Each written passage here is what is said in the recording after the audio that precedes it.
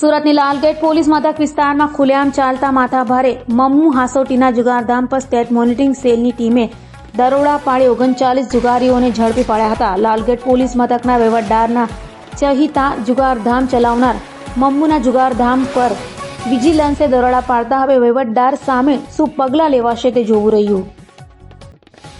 સુરતમાં ઘણા સમયથી જુગાર અને દારૂના અડ્ડાઓનો ધમધમાટ જોવા મળી રહ્યો છે, ત્યારે લાલગેટ પોલીસ મથક વિસ્તારમાં ખુલ્લેઆમ ચાલતા જુગારધામ પર સ્ટેટ મોનિટરિંગ સેલની ટીમે દરોડા પાડ્યા હતા। લાલગેટ પોલીસ મથક વિસ્તારમાં ખજરાવાડી શાહપોરમાં મમ્મુ હુસૈન ઉર્ફે મમ્મુ હાસોટીના ચાલતા જુગારધામ પર સ્ટેટ મોનિટરિંગ સેલની ટીમે દરોડા પાડી ત્યાંથી મમ્મુ હાસોટી અને તેના સાગીરા ગુલામ સાબિર શેખને ઝડપી પાડી સ્તર પરથી 37 જુગારીઓને ઝડપી પાડી તેઓ પાસેથી લાખોની રોકડ, મોબાઈલ ફોન, વાહનો મળી 7,18,000થી વધુની મત્તા કબજે કરી હતી।